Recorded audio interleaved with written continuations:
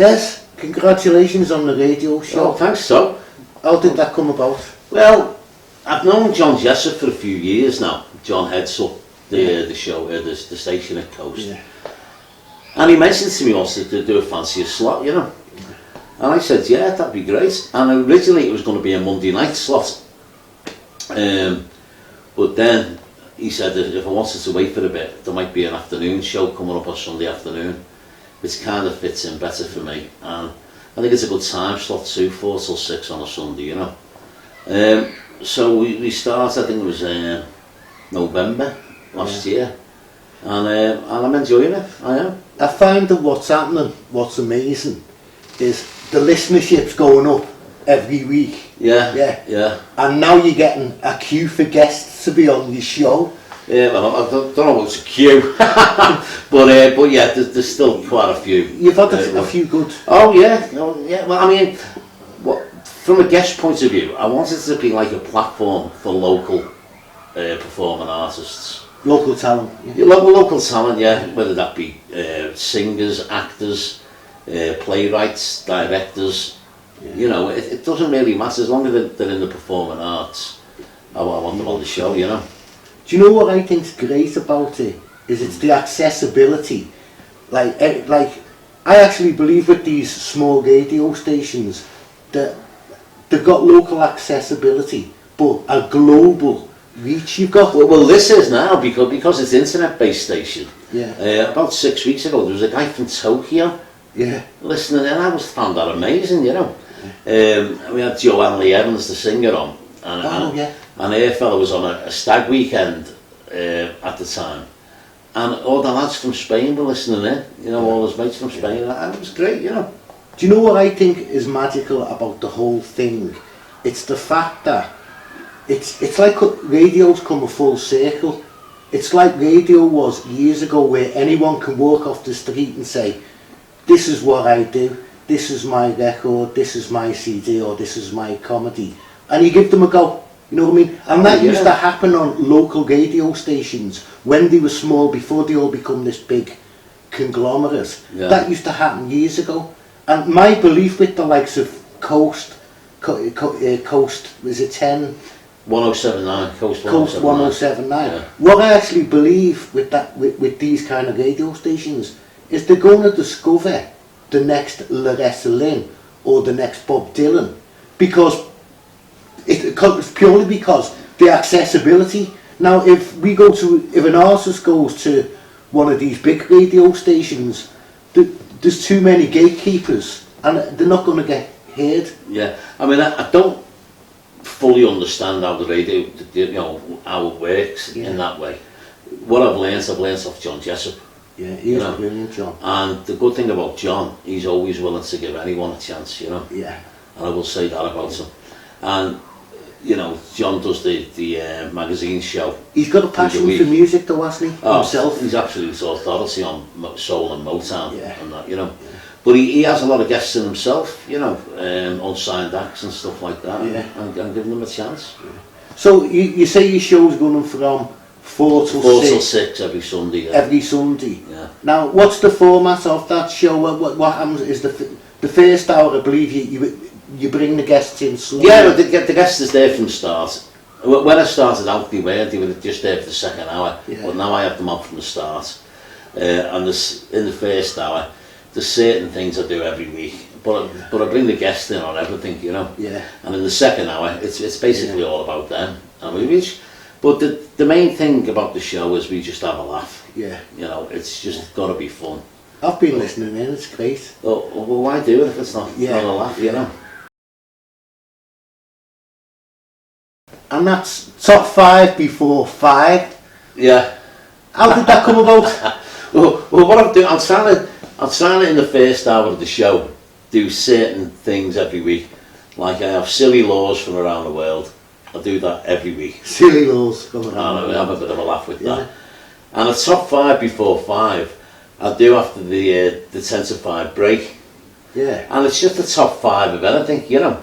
But people have been interested in it. Yeah. And I don't know, I just had it as a feature in the show. Yeah. So it could be the top 5 Like this week, for this week's show, it's the top 5 recording artists of all time. Yeah. You know. So I have a top 5, different top 5 every week, basically. But it's just a regular on the show now, so I kept it in, and people like it, you know. Like a little pointer. Yeah. Yeah.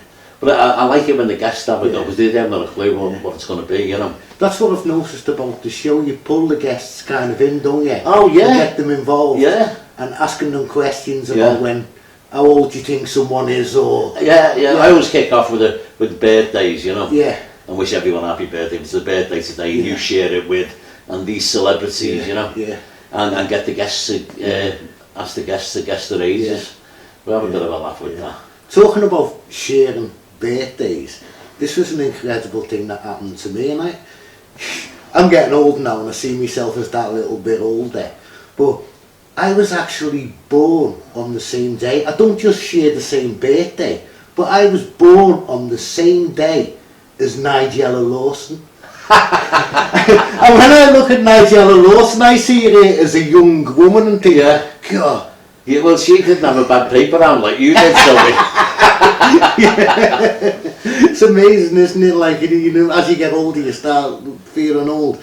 And you look at, I seen her on the side of a bus the other day, and I thought, oh yeah, I'm still young. It kind of gives myself a little bit of it. Well, she's the same age as that, who's that? The woman on the telly that goes round and looks in your fridge and saying, that's all bad for you. Gillian somebody, I forgot her name now.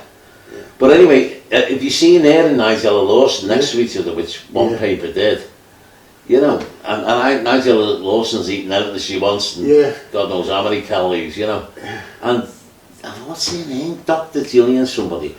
Anyway, I think she's a bit of a phony, to be honest with you. And next to Nigella Lawson, anyway, no comparison. We've digressed a little bit. Yeah, sorry, mate. Back to the show. Yeah. Back to the show. So the second half of the show, you get your guests here. Yeah. You've got your guests right through the show. First hour, you pull them in a bit. But the second half of the show, you kind of put the spotlight onto the guests. Yeah, I like to concentrate on the guests. Yeah.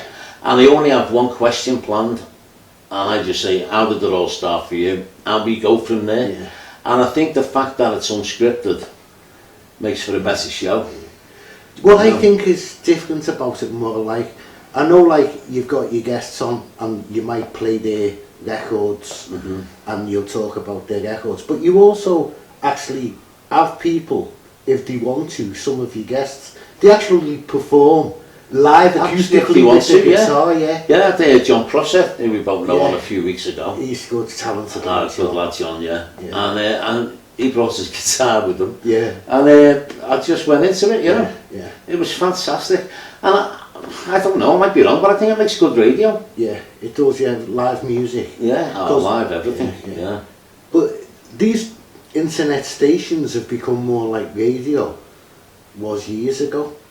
You know what I mean? Yeah. Because the people are involved. It's not just like, I know you put some radio stations on now. It's like just putting, it's just a recording of music after each other, and there's no interaction, there's no people. All you've got is the music, adverts, music, adverts, and then maybe the news. And that's another great thing about your station. You kind of don't have the same current affairs. You don't do the news, do you? No, we don't. And stick with the entertainment. I mean, it's great for me that, because I'd always be missing it. But what I like about the show, that the fact that it's live. Yeah. You know, and it's but the fact that it's live, it's going out live, and it has an edge to it, you know. Yeah. And I'm loving it. I think it's great. When you do it, are you self-op or do you have a producer? No, self-op. You do it all on your own? Yeah. You're alright with all them buttons? And well, I am now. I mean, at first it was like flying a plane, you know, when you're being in the studio yourself, you know what it looks like. But as you get into it, it's okay. Yeah. It's not too bad. Did you jump in at the deep end and become the pilot, or was you a co-pilot? No, I was... I went down for a couple of sessions with John. Yeah. And John just says, watch this. And then that's it. Yeah. And you're in at the deep end, basically, you know. But I think it's the best way. I think he does it that way, so you learn quick. Yeah. And and you have to learn quick when it's live, you know. The listenerships, though, even the official Gauge figures, aren't they? They're official Gauge figures. I mean, you know, I don't fully understand that side of it, you know, Yeah. but just at the minute the station are happy and I'm happy, and you know, I'm sure they'll tell me if they're not, you know. But I'm really enjoying it, you know. Great, yeah. And any guests for the future plan? Tell us about your past guests. Who have you had on? That you said you had John Prosser on. Yeah, John was on. Well, see, I'm quite lucky in getting guests because of me involvement in the club game. You used to be a compere at Yeah. the Dockers Club. Yeah, that's right, the Dockers Club, yeah. And, yeah. Unfortunately, that's closed now just nearly 2 years ago, you know.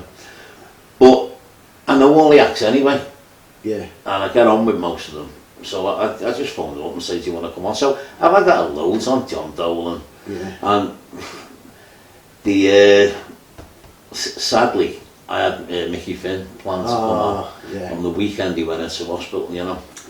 So I was gutted that never came up because that would have been a great interview, you know. He was brilliant. Oh, it's fantastic. Yeah. I'd worked with Mickey Finn when I was a drummer years ago, yeah. He was great. It's good lad, and I got on with him on a personal level, you know. And he didn't tell jokes, he performed jokes, and that's what made him up there, you know. He was really good lad. I liked him. And like yourself, he was a good actor, wasn't he? Yeah, yes. I've been to see a few plays that he was in.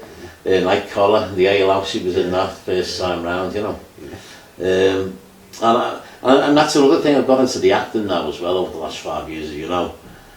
So I've been bringing a few actors onto the show as well, you know. So there'll be no shortage of guests, you know. And luckily enough, I know most of them. So there's that chemistry there straight away, you know, when the show starts. Now, talking about acting, yeah, right, you say you do it. Tell us about your acting, because you were in Wildflowers to play Wildflowers. yeah. And when me and Margie first went to see Wildflowers, we just thought it was fantastic. The music, who does the music to Wildflowers? Mal French. Mal French. He's a genius, Mal French. And when we went to see Wildflowers, Margie came out with me and she was so passionate and she went, why isn't that on tour? Why isn't that in the West End? But it's a fantastic play. It is a good play. It was written by Flanagan, as you know. And it's loosely based on true events, you know. And it's very personal to Franny. But you're right, it could have gone on tour, that play. Yeah. It's very, very strong social message. Isn't it in just? the play, Isn't you it know? just? I think it would have made a brilliant feature film. I really think it would have made a... I'm not too sure. I think the original script was for a film, you know. Was it? It would And make Franny, a brilliant film. changed it for theatre, you know. Yeah. Great play. Loved doing it. How did you get involved with that? I just got a phone call again. I just fall into these things, you know. I'll have a go. And, it was John Mitchell actually who phoned me one night, and he said, "Look, I went with this cast, and the play's going to be called Wildflowers. And instead of finding actors who can sing, they're looking for singers and see if they can act a little bit, you know." Yeah. So I went along, and I knew a few of the lads there anyway. Yeah. And I just stayed with it. I enjoyed it, you know. Then from then on, we've done the Morgue Table. That was brilliant as well. Done that off half a dozen times, you know. And then the next one is the Pally the Scratch, which you're in yourself, sir. I am in that, I am. Yeah, I've got a little part in that. And what's making me feel good about that is, for a change, I'm going to be playing somebody who's a little bit of a nicer person. I always get cast as these these angry heads or baddies. Yeah. This particular character, Nelson in Wildflowers, he's kind of he's a guy who's not quite sure of his sexuality. Pally the Scratch, you mean? Yeah, sorry, Pally the Scratch. He's not quite sure of his sexuality. He's a bit confused, a bit insecure, and it's just a different kind of character. Yeah. And I'm really looking forward to that. I think that's coming up in September. We've just started the rehearsals. Yeah. I've just been kind of called into the rehearsals now because they're starting to block our parts. Yeah. So yeah, I'm looking forward to that. Very funny character that you play, so you'll have a laugh doing that. But Franny is a good writer, isn't he? It's, you know what, it's great. The good thing about it, it's his heart. Yeah. It comes through in the writing. The passion comes through in the writing. It's great, you know. But the other thing which I love is it's that little team, and like I say, getting back, Mal French, I know he's a great guitarist in his own right, and I think he's in a group called the Drunk Monkeys. But as a musical director and arranger, and it just sounds like a full orchestra, and everything is so it's just, the music's just fantastic. Well, I mean that's the point. The music. What a lot of people don't appreciate. These are all original scores. Yeah. It's not that easy to do, you know. I know. And he does a great job, but he enjoys it. Yeah. And that's half the battle, yeah. you know. And do you know what really caught when because of course I went just along just as a fan to watch Wildflowers, but there was one song that really got me, and that was Brutal Skies. And that was you singing that. I sang that Brutal one, yeah. Skies. Brutal Skies, yeah. We're going to have to get we're going to have to get the guitarist in. We're going to have to get Mal French in and do that live. Yeah. Well, do you know what? There was the first time we done that play was before we took it to the theatres in town. Yeah. We done it on Crosby Civic Hall, and there was a few lads there from Bootle in the audience that night. And when they heard Brutal Skies, I think it's a football team, and they start singing it now in the dressing room. And I thought, you know, just from that play, you just don't know. You just don't know it. You know. Brutal Skies. And what was the other one you done? In the Morgue Table. I only sang the one song. In the Morgue Table. Didn't you play? Officer Ball. Officer Ball. Screwball. Screwball, yeah. Yeah. You sing a few songs in that, yeah? Yeah, I'll sing one song in that. What was it? Do you remember? It was Lights Out Lads. Yeah. You play like this. Jailer, don't you? And you've got these keys. Well, it's lights out, lads. It's time to go. You're like a little Hitler. It was like Mackay off porridge, you know. That's where you nicked it from. That's where you nicked it from. Well, thankfully, I haven't been in jail, so I didn't have any frame of reference for the character, you know. So I started watching a few episodes of porridge, and I thought, So on the theatre thing, what's the next? Then it's Palais de Scratch, yeah, and then next year there's a play that we're going to be doing called The Vatican Sting. This is another Franny one. It is a Franny Conlon play, but I've helped them, it's sort of we come up with the idea together, you know, and that'll be a good play, that'll be a good play. And I also believe you're actually a lyricist as well, aren't you? Well, do you know what? I've wrote about half a dozen songs, or the lyrics to songs. Yeah. But I'm not prolific in any.